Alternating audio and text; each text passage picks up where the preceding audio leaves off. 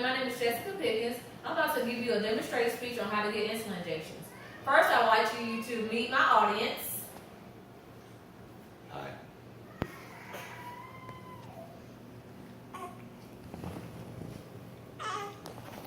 She said hey.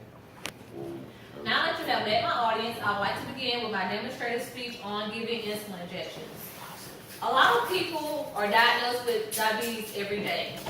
Throughout the course of a lifetime, they're giving themselves over 60,000 injections. Some give 2 to 3 injections a day. Some even give 4 injections a day. A lot of things that a lot of people are not educated about diabetes. They're afraid because when they hear the word insulin injections, they freak out. So here's where I stand to give you an education on those injections.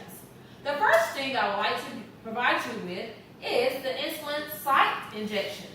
There are many sites that you can give an injection, but there are a lot of sites that the insulin will not absorb. So we will start by the injection sites, which one is above the navel area, which is here. Another area is the thigh area. We're going to turn over behind the armpits and the buttocks area. Now let's go to some areas where you do not want to give injections, which is above the navel, below the navel area. The reason you do not want to give below the navel area because the skin is very tough there. And the absorption of insulin is very bad. It takes a long time to absorb because of the tough skin. Another area that you do not want to give an injection is the inner thighs. Due to the fact that if you're walking a lot and your thighs touch each other, they can be very sore.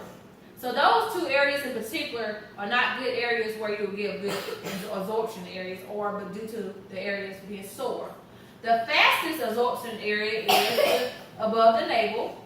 A little slower area is the arms. A much slower area is your thighs. So if you want the insulin to absorb pretty fast, you want to give it in the abdomen area, which is above your navel area. Now let's begin by where we would choose to give our injection. You want to always choose a clean area because you don't want anything to get infected. So my area is clean here. I'm going to provide you with the things that we're going to need for our injection, which is the insulin, our needle, our alcohol, and our wipes. You want to make sure that everything that you have is new, sterile, and haven't been used, or isn't cracked, or your insulin is not cloudy or anything. You want to make sure that it's clear, don't have any cracks or cloudy. Now that we have our area clean, we have our utensils that we need to give the injections. We're going to go wash our hands, make sure our hands are clean and dry. And the next thing we're going to do is get ready to give the injection. The area that I'm going to choose to give an injection is above, in the abdomen area above the navel. So I'm going to draw my insulin out. You're going to always hold your insulin bottle up. Got your sterile needle. Inject it in.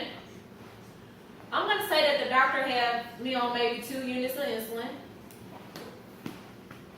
Okay, I got my 2 units of insulin. Got my alcohol wipe. I'm going to clean the area. Make sure it's clean and dry. And if you're not a heavy set person, you're a skinny person like myself, you're going to pinch the skin. You're going to hold the needle at a 45-degree angle.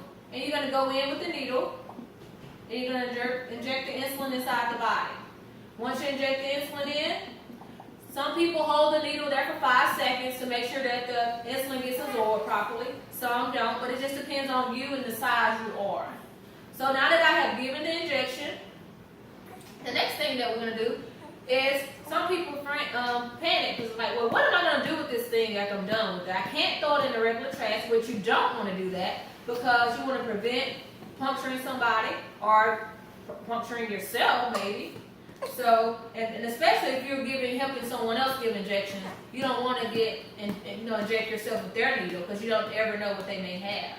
So the proper thing is to always have a sharps container, which we have here.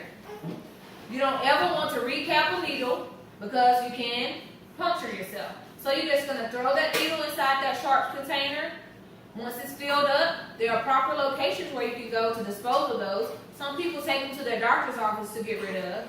But, like I said, once it's filled up, take it and dispose of it in the regular trash. Now that we learned how to give the injections, we learned the sites of the injections, and now we learned how to dispose of the injections. Now, I hope that you learned something from this video. And if you have any questions or concerns, please comment below. Thank you.